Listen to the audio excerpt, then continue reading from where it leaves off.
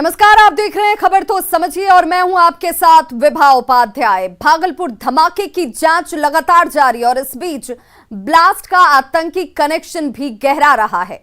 Police को blast वाले घर के आसपास घरों से कुछ प्रेशर कुकर मिले हैं जिनमें बारूद के साथ बम बनाने के सामान मिले हैं। तस्वीरों के जरिए आपके टीवी स्क्रीन पर उस घटना स्थल पर जांच किस तरीके से इस वक्त होती हुई। जांच टीम के पास प्रेशर कुकर आपको नजर आ रहे होंगे जिसकी बरामदगी आसपास के मकानों से और घरों से की गई है और इन्हीं प्रेशर कुकर में बारूद के अंश भी मिले हैं। साथ ही बम बनाने के दूसरे सामान की बरामदगी भी की गई है।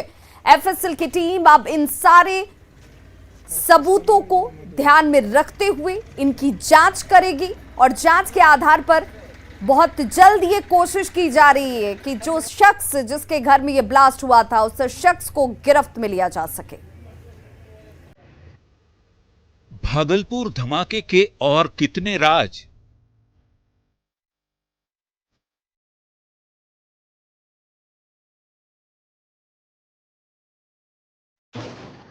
क्या प्रेशर कुकर बम से हुआ धमाका?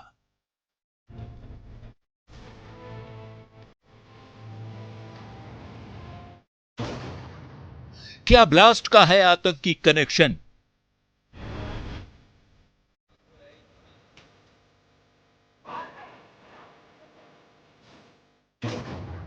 क्या मोहम्मद आजाद खोलेगा राज?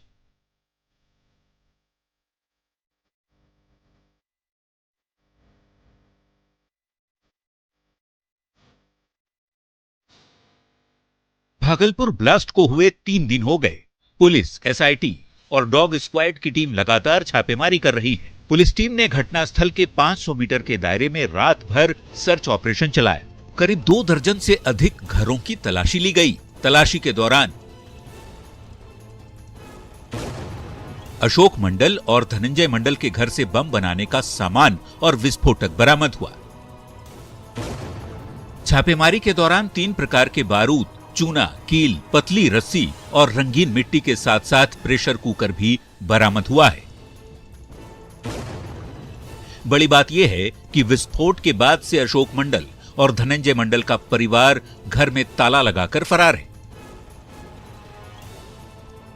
चिंता वाली बात तो यह है कि छापेमारी के दौरान जो सिल्वर कलर का बारूद मिला है उसके बारे में बताया जाता है कि यह काफी खतरनाक है और ये सारा बारूद प्रेशर कुकर में रखा हुआ था, जबकि पहले देश के कई शहरों में प्रेशर कुकर बम का ब्लास्ट हो चुका है। अब सवाल है कि क्या भागलपुर में प्रेशर कुकर बम से हुआ था धमाका? क्या ब्लास्ट का है आतंकी या नक्सली कनेक्शन? ये सारे सवाल इसलिए ज्यादा गहरे होते जा रहे हैं क्योंकि धमाका मोहम्मद आजाद के घर में ही हुआ था और धमाके के बाद से मोहम्मद आजाद फरार है। एसएसपी बाबूराम ने भी मोहम्मद आजाद का नाम लेते हुए कहा था कि उसकी गिरफ्तारी से बड़ा खुलासा हो सकता है। इसमें आईओ और एसडीपीओ के नेतृत्व में जो टीम है उनको भी दिया गया है। टीम में से एक अन्य एसएचओ हैं जिनको स्पेसिफिकली ये टास्क दिया गया है मोहम्मद आजाद को गिरफ्तार करने के लिए। उसकी गिरफ्तारी और पूछताछ के बाद हो सकता है कुछ नए सूत्र हमारे हाथ लगे। सच क्या है ये तो जांच के बाद ही पता चल पाएगा, लेकिन अब तक पुलिस की तलाशी में जो बारूद का ढेर मिला है वो निश्चित रूप से चिंता पैदा करने वाला है। न्यूज़ 18 के लिए भागलपुर से विकास कुमार सिंह और आशीष सिन्हा की रिपोर्ट।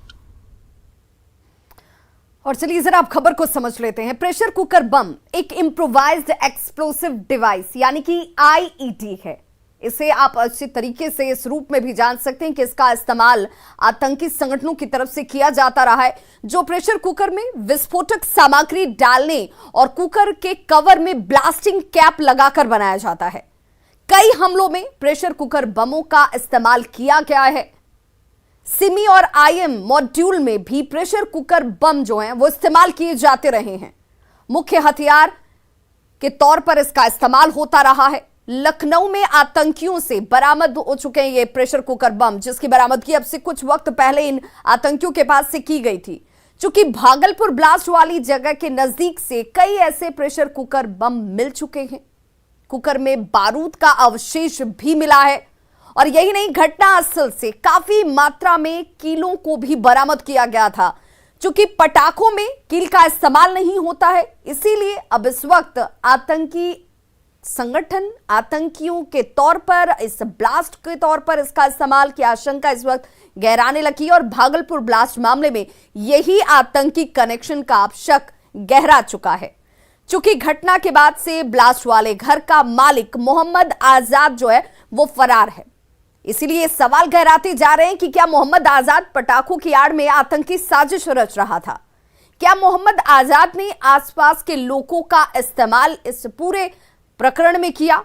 और क्या ऐसे ही कुकर बम बनाने के दौरान यह विस्फोट हुआ? वैसे तो इन सवालों के जवाब जांच के बाद ही पता चलेंगे कि आखिर किस तरीके से यहां पर इसका इस्तेमाल हो रहा था, कौन कौन से लोग इसमें शामिल थे और इसका दायरा जो है वो कितना लंबा है। और मोहम्मद आजाद की गिरफ्तारी को लेकर इस वक्त लगातार कार्रवाई जारी है। गोपालगंज में कार से 1,49,00,000 रुपए बरामद किए गए। कार पर सवार लोग उत्तर प्रदेश के खलीलाबाद से छपरा जा रहे थे। फुलवरिया थाने की पुलिस श्रीपुर के पास गाड़ी की चेकिंग कर रही थी और इसी दौरान कार की डिक्की से रुपए बरामद किए गए। ऐसे में अब सवाल है कि इतनी बड़ी रकम किस काम के लिए लाई जा रही थी? अब ये जांच के दायरे में है। कार से 1.5 करोड़ रुपए कैश बरामद।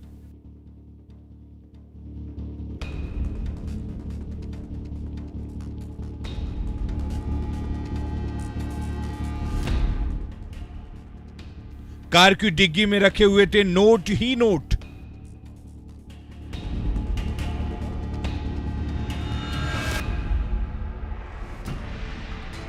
नोटों के इन बंडल के पीछे का सच क्या है?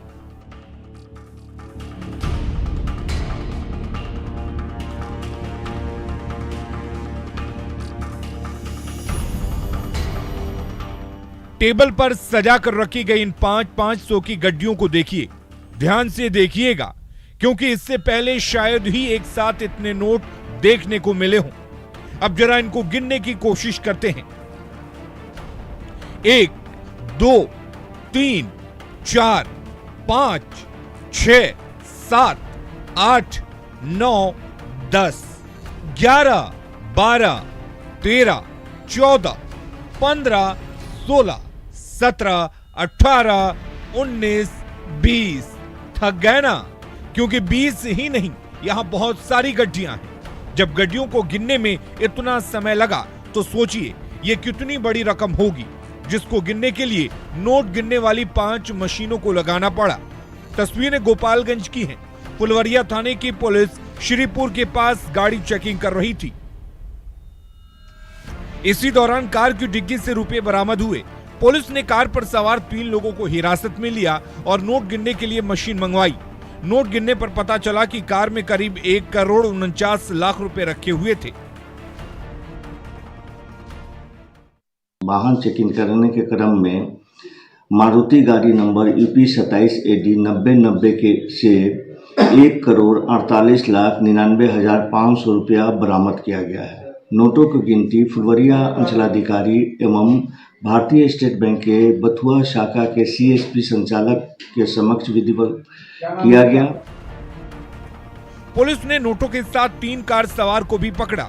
गिरफ्तार युवकों ने बताया कि वो यूपी के खलीलाबाद से कैश लेकर मशरक जा रहे थे। मशरक में अंकुर सोनी को पैसे देने थे। इसके बाद पुलिस ने फौरन आयकर विभाग को सूचना दी। बरामद नोट के संबंध में गाड़ी में बैठे चालक पृथ्वी शाह, अनूप कुमार तिवारी, अंकित साहु से पूछने पर वे बताया कि एक खलीलाबाद से रुपया लेके अंकुर सोनी के लिए मशरक जा रहे थे। इस संबंध में आयकर विभाग को सूचित किया गया है।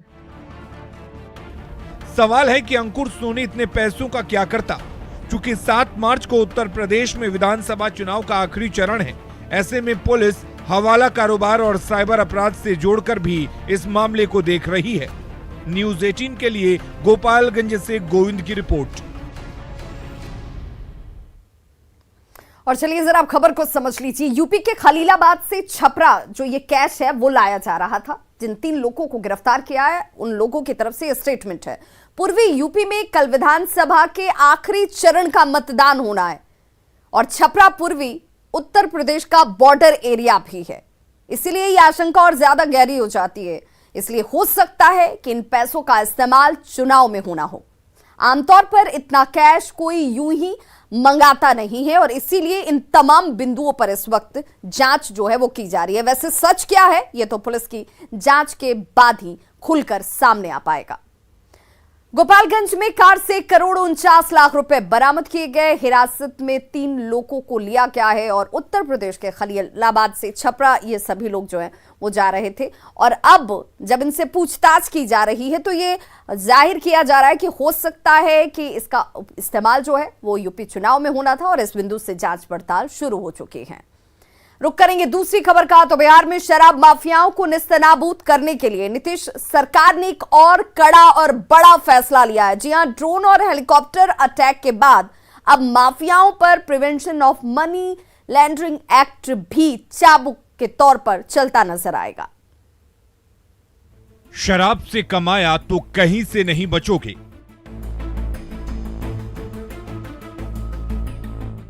भट्टियां सुलगाई हैं तो रोम रोम जलोगे।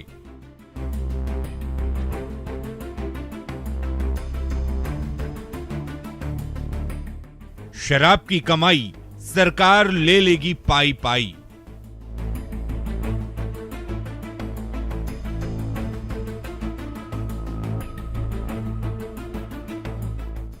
इन तीनों चेहरों को देखिए, ये तीनों हरियाणा के बड़े शराब तस्कर हैं।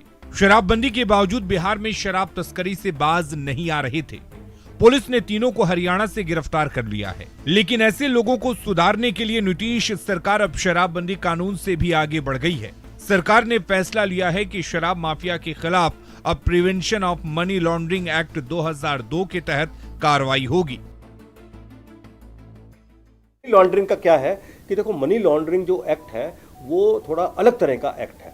उसके अंदर जब तक कि कुछ खास आईपीसी के सेक्शंस के अंदर अपराध नहीं होता तब तक मनी लॉन्ड्रिंग एक्ट के अंदर संपत्ति की जब्ती नहीं होती है। तो इस पर हम लोग कार्य कर रहे हैं और अब जो है जो इलगॉटन वेल्थ इलीगल लिकर के माध्यम से अर्जित की गई है उस पर भी हम कार्रवाई। सवाल है कि आखिर माफिया पर अभी क्या कार्रवाई होती है और मनी लॉन्ड्रिंग एक्ट लगाने से क्या होगा। राज्य में शराबबंदी का कानून है बिहार मद्य निषेध और उत्पाद कानून। बिहार मद्य निषेध और उत्पाद कानून के तहत शराब बनाना, बेचना और पीना तीनों जुर्म है। शराब बनाने और बेचने पर 10 लाख रुपए जुर्माना और उम्र कैद तक का प्रावधान है।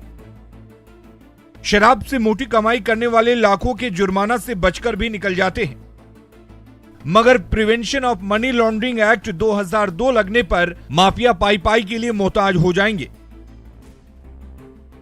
क्योंकि शराब से की गई कमाई को मद्य निषेध कानून के तहत अवैध माना जाएगा।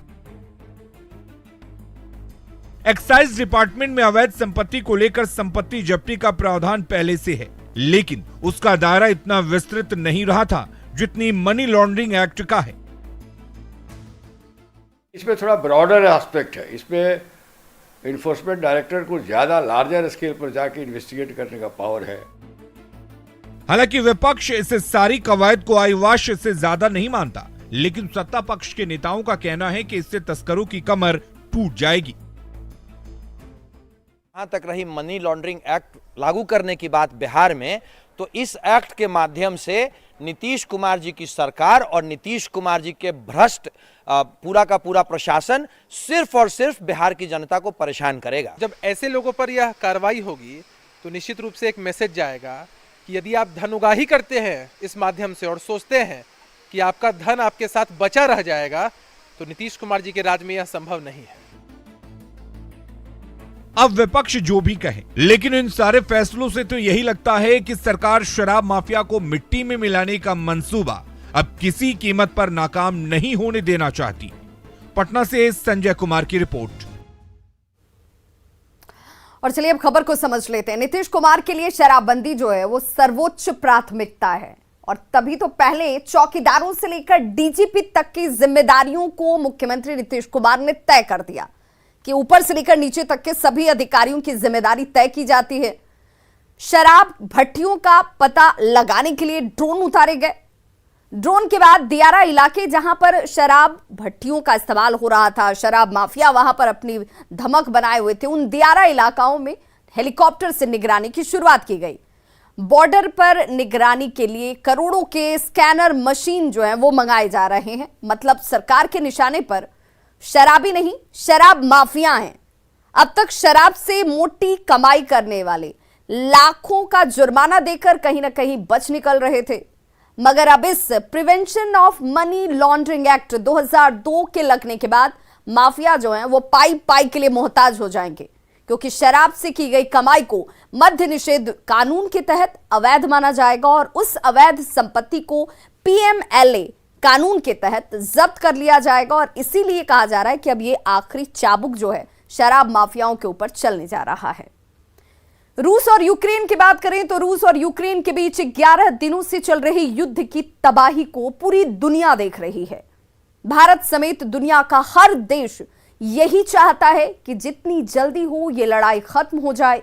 रूस और यूक्रेन भी युद्ध खत्म करने और मसले को सुलझाने के लिए एक बार फिर बातचीत को तैयार है। ये बातचीत सोमवार को होगी।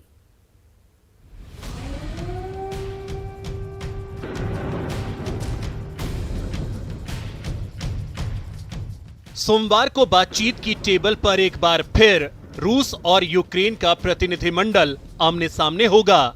एक बार फिर पूरी दुनिया की नजर दोनों देशों की बातचीत पर होगी। सभी को इंतजार होगा समाधान का, क्योंकि इससे पहले हुई वार्ता विफल हो चुकी है। रूस के लगातार हमले और यूक्रेन के दावों के बीच कई घटनाक्रमों से तीसरे दौर की वार्ता को लेकर थोड़ी उम्मीद जगी है। शनिवार और रविवार को आम लोगों को निकालने के लिए मारियोपोल और वोल्नोवाखा में युद्ध विराम किया गया। रूस के राष्ट्रपति व्लादिमीर पुतिन और तुर्की के राष्ट्रपति एर्दोगान की फोन पर बातचीत की खबरें सामने आई। ज़ेलेंस्की ने तुर्की राष्ट्रपति से कहा है कि वो पुतिन से इस्तांबुल और अंकारा में मिलने को तैयार हैं। शनिवार को इजरायल के प्रधानमंत्री नफ्ताली बेनेट ने पुतिन से रूस में मुलाकात की। नफ्ताली बेनेट और पुतिन की यह बातचीत यूक्रेन वार्ता को लेकर हुई। उधर तीसरे दौर की बातचीत को लेकर यूक्रेनी अधिकारी डेविड अरखामिया ने बताया कि दोनों पक्ष संघर्ष विराम और नागरिकों के लिए सुरक्षित रास्ता देने पर बातचीत करेंगे। इस युद्ध की आग से वैसे तो सीधे तौर पर यूक्रेन जल रहा है, लेकिन इसकी तपिश पूरी दुनिया को लग रही है। इसलिए तीसरे दौर की होने वाली बातचीत की काफी अहमियत है और दुनिया किसी समाधान की उम्मीद लगाए बैठी है।